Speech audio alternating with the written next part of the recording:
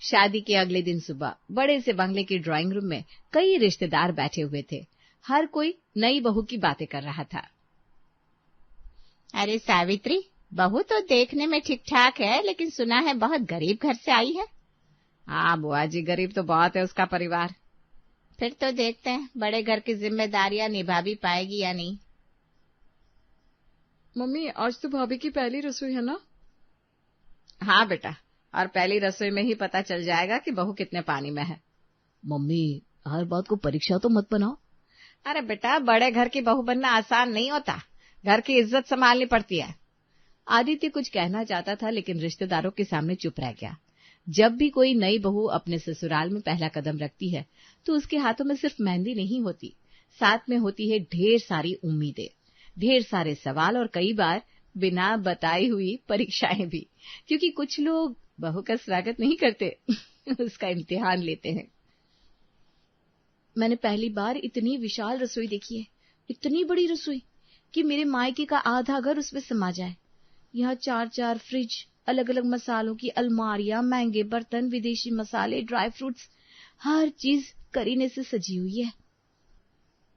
नंदिनी कुछ पल चुपचाप सब देखती रही, फिर उसने भगवान की छोटी सी तस्वीर के सामने हाथ जोड़ दिए।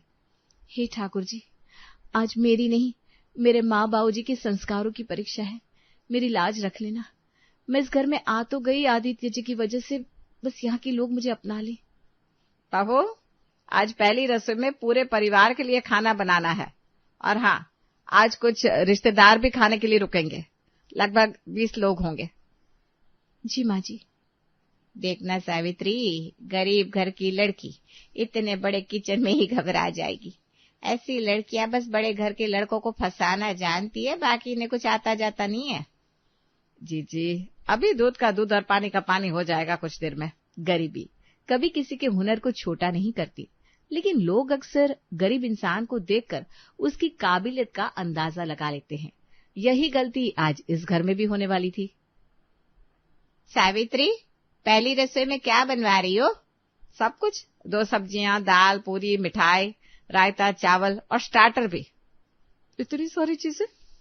अरे यही तो असली परीक्षा है। अगर बड़े घर की बहू बनी है तो बड़े घर जैसा काम भी तो करना होगा ना। रमेश चंद्र भी चुपचाप सब सुन रहे थे। उन्हें ये सब ठीक नहीं लग रहा था, लेकिन उन्होंने भी कुछ नहीं कहा, क्योंकि उन्हें औरतों की इस रस्म में बोलना ज्यादा ठीक नहीं लगा। उधर नंदिनी ने धीरे धीरे सारी तैयारी शुरू कर दी। वो हर डिब्बा खोलने से पहले उसे वापस उसी जगह रख रही थी। एक एक सामान बहुत संभाल कर इस्तेमाल कर रही थी। तभी रिद्धिमा अंदर आई।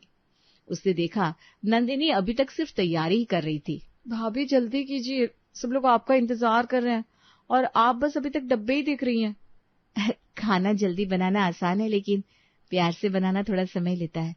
मैं सबके लिए कुछ खास बनाना चाहती हूँ। बस इनसे मीठी मीठी बातें करवा लो, खाना तो ये बनाने से रही। रिद्धिमा बिना जवाब दिए बाहर चली गई। कुछ लोग घड़ी देखकर काम करते हैं और कुछ लोग दिल देखकर। दिल से किया गया काम थोड़ी देर से जरूर पूरा होता है, लेकिन उसका स्वाद बहुत देर तक याद रहता है। करीब 1 घंटे बाद पूरे बंगले में खाने की खुशबू फैल चुकी थी। रिश्तेदार भी अब बार बार रसोई की तरफ देखने लगे थे। लगता है बहू ने सच में अच्छा खाना बना लिया।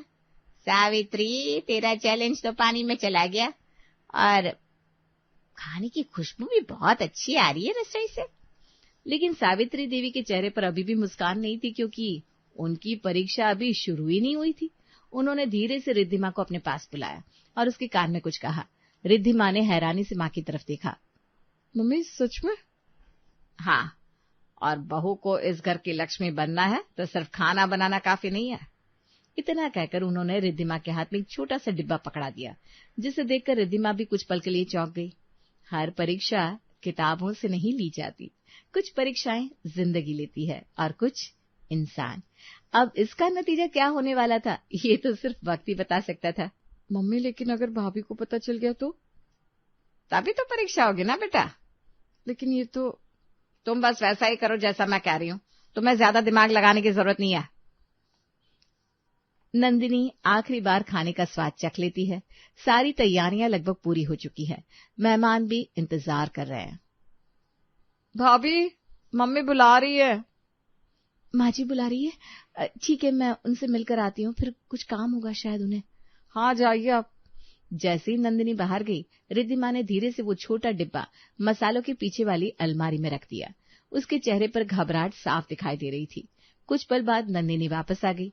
उसे इस बात का जरा भी अंदाजा नहीं था कि उसकी असली परीक्षा अब शुरू हो चुकी है। क्या हुआ दीदी, सब ठीक तो है ना? आपका चेहरा क्यों पीला पड़ गया है? नहीं कुछ नहीं, अब चलिए, बाहर सब लोग इंतजार कर रहे हैं। हाँ चलिए। बड़े बड़े टेबलों पर खाने की तैयारी हो रही थी। रिश्तेदार एक एक करके अपनी जगह बैठने लगे। कामिनी बुआ बार बार रसोई की तरफ देख रही थी। नंदिनी ने सभी बर्तनों में खाना निकालना शुरू किया। तभी उसकी नजर मसालों की अलमारी पर गई। वहां एक छोटा सा लाल मखमली डिब्बा रखा था। नंदिनी ने उसे उठाया, धीरे से खोला और अगले ही पल उसके चेहरे के भाव बदल गए। उस डिब्बे में सोने का एक बेहद कीमती हार रखा था। नंदिनी चौंक गई। ये यहाँ कैसे? उसने तुरंत चारों तरफ देखा। रसोई में कोई नहीं था।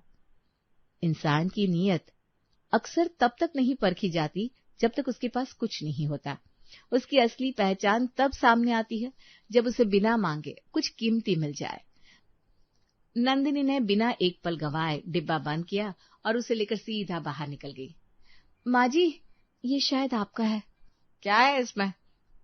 अरे ये तो तुम्हारा शादी वाला हार है ना सावित्री? अरे हाँ, लेकिन ये रसोई में कैसे पहुंचा? मुझे मसालों की अलमारी में मिला माँ जी। सोचा शायद गलती से रह गया होगा, इसलिए तुरंत आपको दे दिया। गरीबी इंसान की जेब में होती है, नियत में नहीं। लेकिन अफसोस समाज अक्सर दोनों को एक ही तराजू में तौल देता है। सावित्री देवी कुछ पल तक नंदिनी को देखती रही।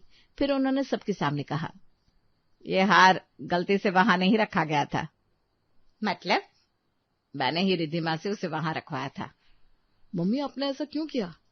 क्योंकि मैं देखना चाहती थी गरीब घर की बेटी इतने कीमती हार को देखकर क्या करती है। आदित्य का चेहरा उतर गया। उसे अपनी मां से ऐसी उम्मीद नहीं थी। नंदिनी की आंखों में आंसू आ गए, लेकिन उसने एक शब्द भी नहीं कहा। कुछ आरोप शब्दों से नहीं लगाए जाते, कुछ आरोप सिर्फ शक करके भी लगा दिए जाते हैं।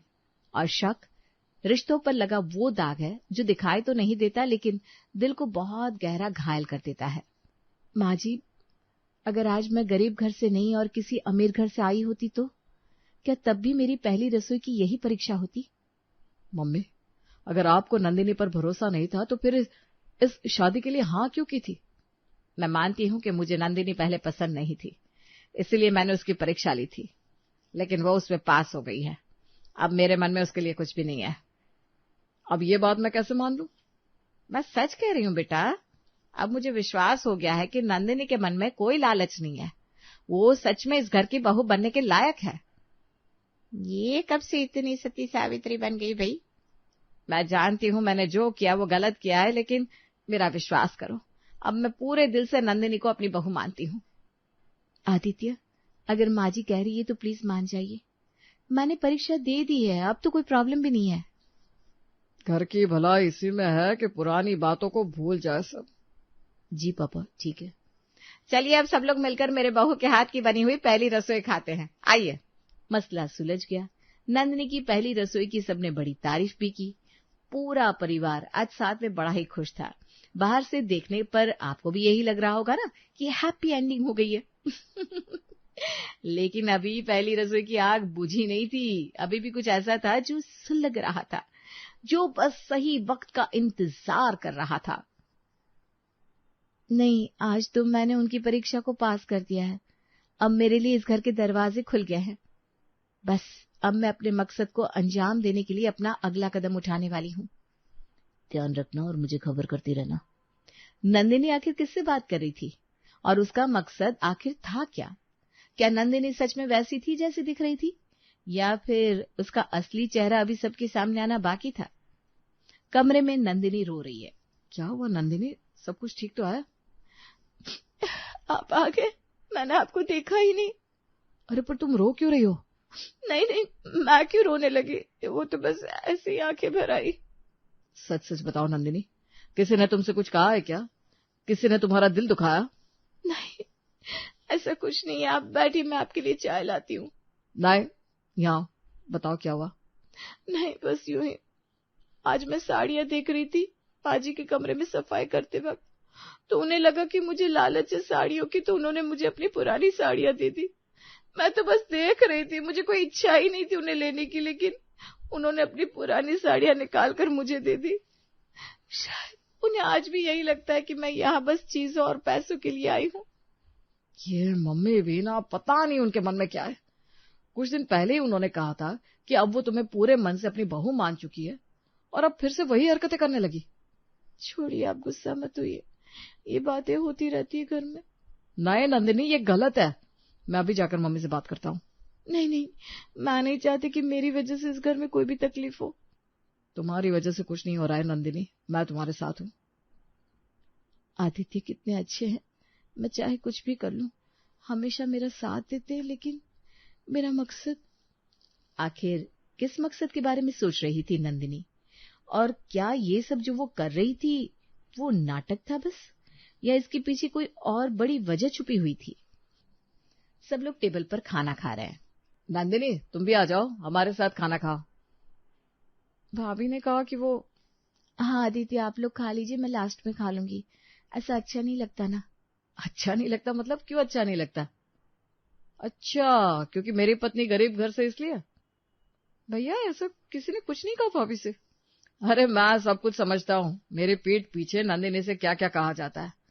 वो कुछ कहती नहीं, इसका मतलब ये नहीं कि सब लोग उसकी चुप्पी का फायदा उठाएंगे। नंदिनी से किसी ने कुछ नहीं कहा आदित्य, उसने खुद ने कहा कि वो हमारे साथ खाना नहीं खाएगी, बाद में खाएगी। मम्मी आप तो बस रहने ही दीजिए। नंदिनी की पहली रसोई से आप उसके पीछे पड़ी हुई है। पहले वो डब्बा रखना, फिर पुरानी साड़ियां देना, और अब ये कि वो हमारे साथ खाना भी नहीं खा सकती। आदित्य तुझे क्या हो गया है? हाँ माना मेरी गलती थी, नंदिनी की पहली रसोई को मैंने खराब किया था, उसकी परीक्षा ली थी, लेकिन उसके बाद मैंने उससे कुछ भी नहीं कहा है। साड़ियां तो उसे पसंद थी इसलिए मैंने दे दी थी। हाँ आदित्य जी, आप प्लीज मेरे लिए किसी से लड़ाई मत कीजिए, यहाँ मुझे किसी ने कुछ नहीं कहा है।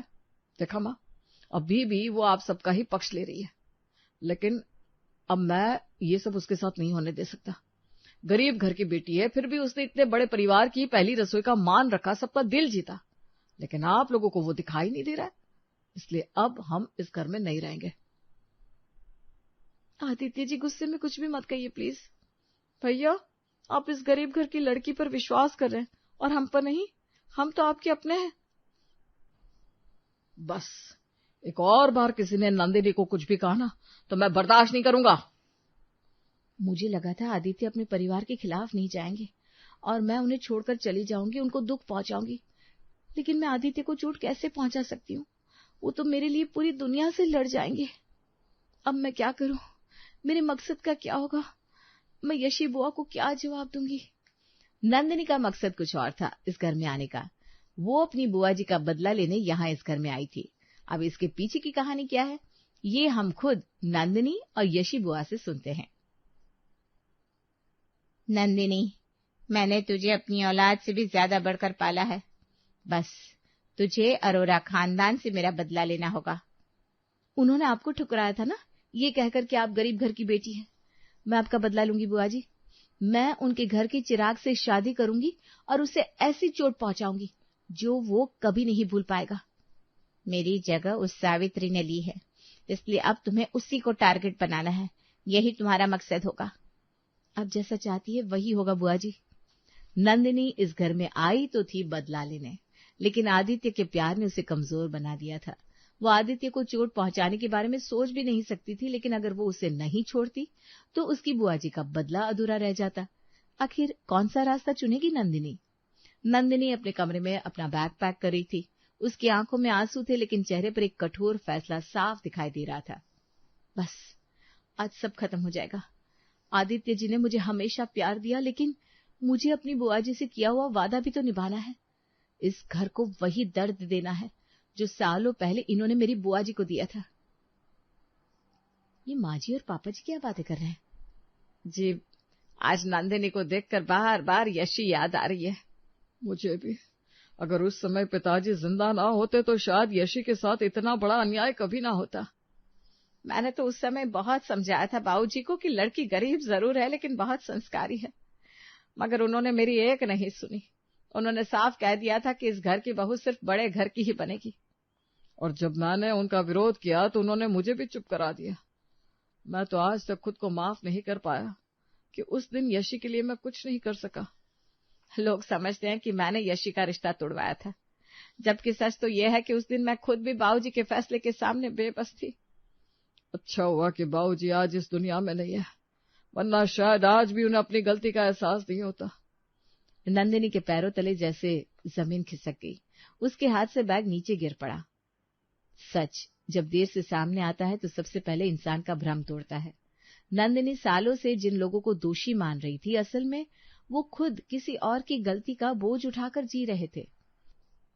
जिस इंसान ने अन्याय किया था वो तो बरसों पहले इस दुनिया से जा चुका था, लेकिन उसके फैसले की सजा आज भी निर्दोष लोग भुगत रहे थे। बुआ जी ने गलत लोगों को अपना दुश्मन बना लिया। मैं जिस घर को तोड़ने आई थी उस घर के लोग तो खुद टूटे हुए हैं। नंदिनी, तुम क्यों रो रही हो? नंदिनी दौड़कर आदित्य के गले लग गई। मुझे माफ कर दीजिए आदित्य जी, मैंने आपसे बहुत बड़ा सच छुपाया। अरे किस चीज की माफी मांग रही हो तुम? मैं आपको सब कुछ बताना चाहती हूँ। कुछ देर बाद पूरा परिवार ड्राइंग रूम में बैठा था। नंदिनी ने शुरू से आखिर तक सब कुछ बता दिया। यशी बुआ का दर्द, अपना मकसद और इस घर में बदला लेने की वजह। यशी का दर्द बिल्कुल सही था बेटा, लेकिन उसकी लड़ाई हमसे नहीं उस सोच से थी जिसने गरीब और अमीर का फर्क बनाया। काश उस समय हम बाबूजी के सामने खड़े हो पाते। नहीं पापा जी, अब किसी पुराने जख्म की वजह से नया रिश्ता नहीं टूटेगा। मैं इस घर में बदला लेने आई थी, लेकिन आज समझ गई कि बदला हमेशा सही इंसान से लिया जाना चाहिए। जो दोषी था वो तो इस दुनिया में है ही नहीं। फिर मैं उन लोगों को सजा कैसे दे सकती हूँ जिन्होंने मुझे सिर्फ प्यार दिया है। अब बस एक वादा करो, ये घर छोड़कर कभी नहीं जाओगी। कभी नहीं। अब यही मेरा घर है और यही मेरा परिवार। बदला हमेशा इंसान को जीत नहीं दिलाता, कभी कभी सच बदले से भी बड़ा होता है। नंदिनी चाहती तो एक खुशहाल परिवार तोड़ सकती थी, लेकिन उसने एक पुरानी नफरत को यहीं खत्म कर दिया, क्योंकि किसी और की गलती की सजा अगर निर्दोष लोगों को मिलने लगे तो अन्याय कभी खत्म नहीं होता, बस उसका चेहरा बदल जाता है। और उस दिन एक गरीब घर की बेटी ने सिर्फ बड़े बंगले की पहली रसोई नहीं जीती, बल्कि उस घर के हर रिश्ते का दिल भी जीत लिया। सारे बर्तन खाली पड़े हैं। आज सबने मेरे बिना खाना खा लिया क्या? अरे रीमा, बर्तन खाली कैसे पड़े हैं? मैंने तो खाना खाया ही नहीं। नहीं माँ जी, वो आज थक गई थी तो मैगी बना ली थी सबके लिए। तीनों थक गई एक साथ, ऐसा क्या किया सबने? नहीं माँ जी, वो दोनों तो है ही नहीं घर पर। सीमा अपनी योगा क्लासेस में गई है और टीना शॉपिंग पर। अरे तो तुम ही बना लेती कुछ हल्का फुल्का। मैगी से कोई पेट भरता है क्या? मेरे तीनों बेटे इतना काम करके आते हैं ऑफिस से, और क्या वो मैगी खाएंगे? तो मैं क्या करूं? अकेले कितना काम करती मैं? मैंने तो मैगी बना दी बस। अब आप ये बताइए, आपके लिए भी बना दो या आप नमकीन खा लोगी? मुझे सोना भी है, बहुत नींद आ रही है। मैगी तो नहीं खा पाऊंगी मैं, नमकीन ही खा लेती हूँ। कमला नमकीन खाने लगती है और रीमा सोने भी चली जाती है। इतनी देर में उसके तीनों बेटे आ जाते हैं। माँ, खाना खा लिया? खाने के बाद ही नमकीन अच्छी लगती है। मैं भी खाऊंगा। क्या बना है खाने में? हाँ माँ, बहुत भूख लगी है। हाँ, लगाओ खाना। आज बहुत दिनों बाद तीनों साथ बैठकर खाएंगे। कमला जाती है और तीनों के लिए मैगी ले आती है। अरे ये क्या है? ये सब तो खाने के बाद भी खा सकते हैं। आज यही है खाने में। एक बहू सो रही है, बाकी दोनों है ही नहीं घर पर। ओहो, ये क्या बात हुई? भाई 3-3 लोग हैं घर में, पर आधे समय ठीक से खाना मिलता ही नहीं है। रात के 10 बजे इंसान आकर मैगी थोड़ी खाएगा। मैगी तो मुझसे भी नहीं खाई जाएगी। माँ, कल वाले चावल बचे हैं क्या? वही फ्राई कर दो, दही या चटनी के साथ खा लेंगे। दही तो नहीं है, थोड़ी सी चटनी है। कोई अचार से खा लेना, कोई चटनी से ले लेना। तीनों ऐसे ही अचार चटनी से खाना खाकर सो जाते हैं। अगली सुबह टीना अपनी पूरी शॉपिंग फैलाकर बैठ जाती है। देखो कल मैं ये सब लाई थी अपने लिए। अरे बहू, ये सब तो बाद में भी हो जाएगा, अभी नाश्ता तो बना लो। रात को भी तीनों आधा अधूरा खाकर सो गए। अभी बन जाएगा नाश्ता, ब्रेड बटर ही तो डालना है टोस्टर में। Bread butter? कल सिर्फ चावल खाए सबने। अभी तो सुबह कम से कम अच्छा खाना दे दो। क्या बात है माँ जी, जब देखो इस घर में खाने की बातें होती रहती है। खाने के अलावा कुछ और नहीं होता है एक इंसान की जिंदगी में। कभी कभी तो हल्का फुल्का बनता ही है घरों में। ये बात तो सही है वैसे माँ जी, खाने को इस घर में इतनी अहमियत दी जाती है जैसे कोई और काम है ही नहीं। आज ब्रेड बटर खा लेंगे तो क्या ही हो जाएगा। दोनों बहुओं के आगे कमला कुछ नहीं बोल पाती और वो दोनों ब्रेड बटर ही बनाती है। कमला के तीनों बेटे वही खाकर चले जाते हैं। थोड़ी देर में मुरारी लाल भी वॉक करके आ जाते हैं। लाओ भाई, जो भी है नाश्ते में लगा दो, बड़ी भूख लगी है। ब्रेड बटर खा लोगे? तुम्हें पता तो है ये सब नहीं खाता मैं। कुछ उपमा या चीला नहीं है? मैं बना देती हूँ, बहुओं से तो इससे ज्यादा कुछ बनता ही नहीं है। 3 बहुएं होते हुए रसोई खाली रहती है। अब अपने समय में हम लोगों ने अकेले काम किया है, सास को बोलने की जरूरत तक नहीं पड़ती थी। इससे ज्यादा काम तो मैं तब कर लेती थी जब इन तीनों की शादियां भी नहीं हुई थी। मेरे बच्चों को कितना वैरायटी का खाना मिलता था। सही कह रही हो, कितना कुछ बना लेती थी तुम। चलो अगर तुमसे बन जाए तो बना लो, वरना ऐसा करो, छोड़ो ये सब, चाय ही बना दो, बिस्कुट के साथ खा लूंगा। कम से कम तीनों को बोलना खाना ठीक से बना ले। मैं तो बोल दूंगी, वो करे भी तो सही। कल कपड़े भी प्रेस करने को बोला था सीमा को, पता नहीं किया कि नहीं, पूछती हूँ। कपड़े तो नहीं करे प्रेस अभी तक, पर मैंने टीना को बोला था करने के लिए, उनसे पूछिए। मैंने रीमा को बोल दिया था। मैं समझ गई, मतलब कपड़े भी प्रेस नहीं हुए हैं। मम्मी जी, हम लोग तो सारे कपड़े ड्राई क्लीनर्स को दे देते हैं, मुझे तो आदत ही नहीं है ये प्रेस करने की। हमारे यहाँ तो धो भी ले जाता था। मुझे भी आदत नहीं है, मुझे आता भी नहीं है। और तुम्हें भी कुछ कहना होगा? मेरे हाथ में तो दर्द रहता है, इतनी भारी प्रेस उठाई भी नहीं जाती, इसलिए तो इन दोनों को बोला था।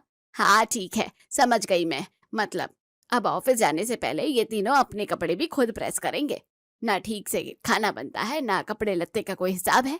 तीनों कितना परेशान लगते हैं हमेशा। माँ जी एक बात बताइए, आपको हमेशा अपने बेटों की पड़ी रहती है? कभी आप ये पूछती हो कि बहू तुम ठीक हो कि नहीं, कुछ चाहिए तो नहीं? इसलिए नहीं पूछती क्योंकि मुझे पता होता है तुम तीनों का हर काम वो पूरा करते हैं, अच्छा खर्चा देते हैं, हर जरूरत की चीज है तुम्हारे पास। हर दूसरे दिन तो कोई ना कोई नई ड्रेस होती है किसी के पास। तो क्या मुझे समझ नहीं आता क्या? तो आप भी पैसे ले लो ना अपने बेटों से, किसी ने मना थोड़ी ना किया है।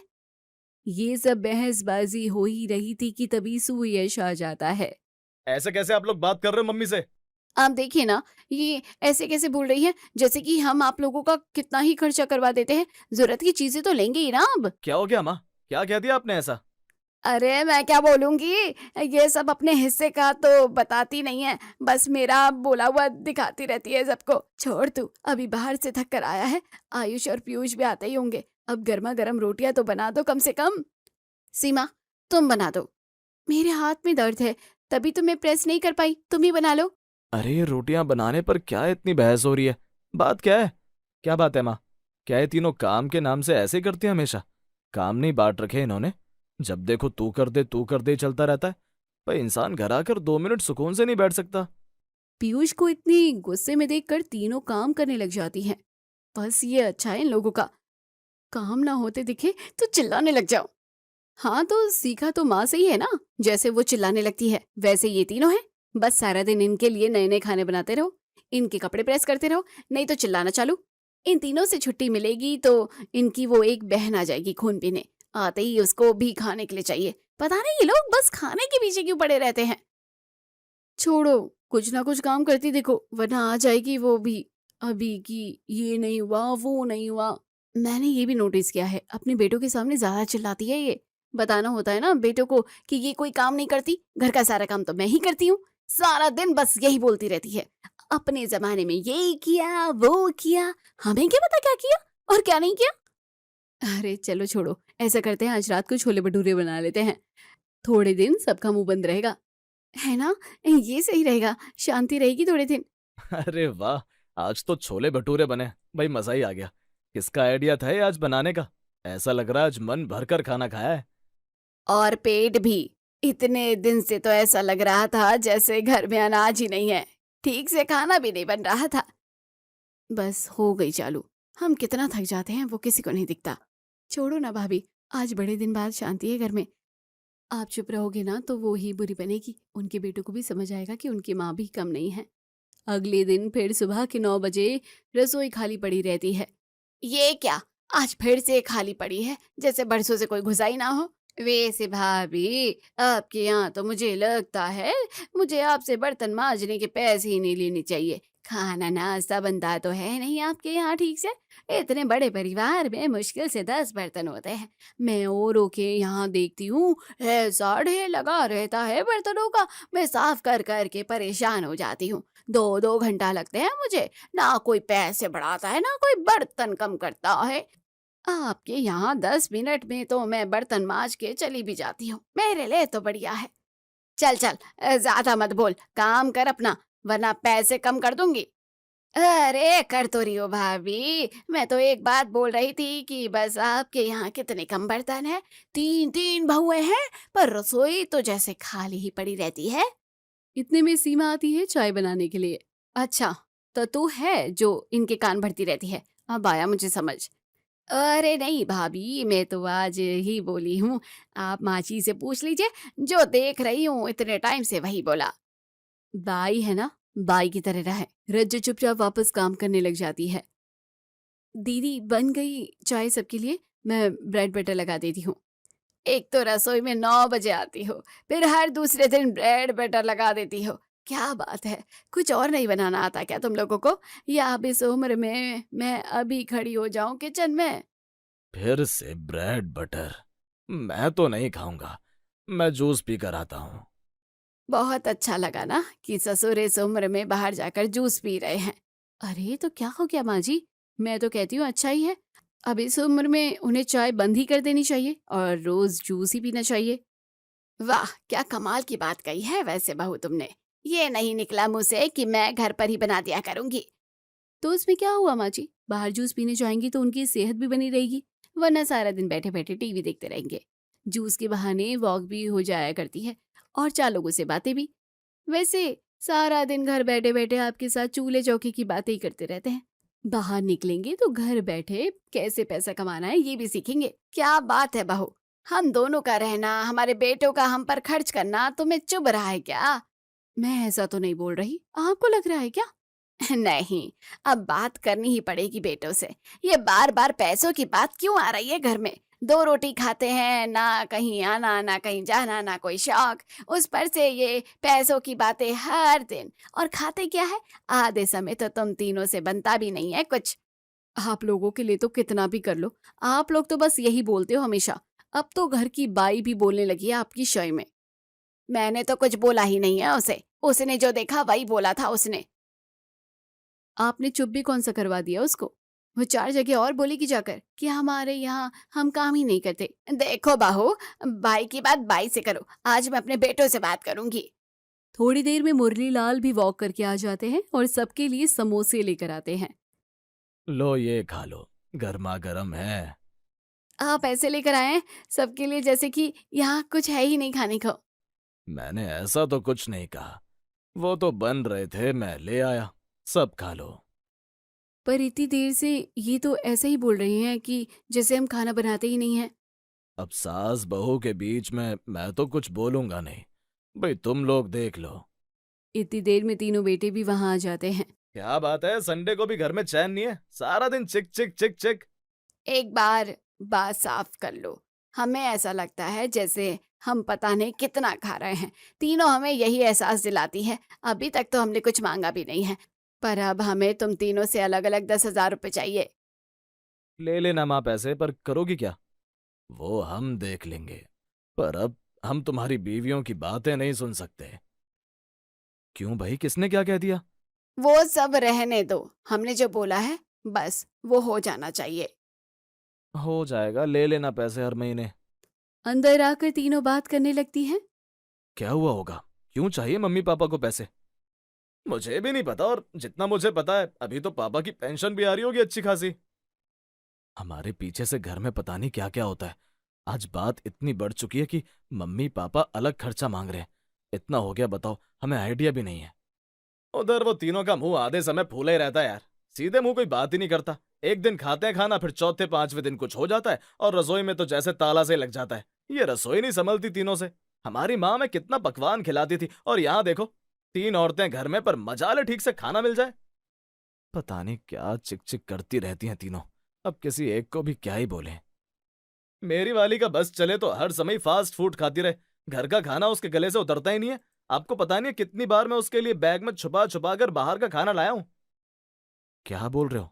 हे भगवान, यही तो मैं भी करता हूँ। इसके लिए ला देता हूँ बस। मुझसे तो इतना बाहर का खाया नहीं जाता।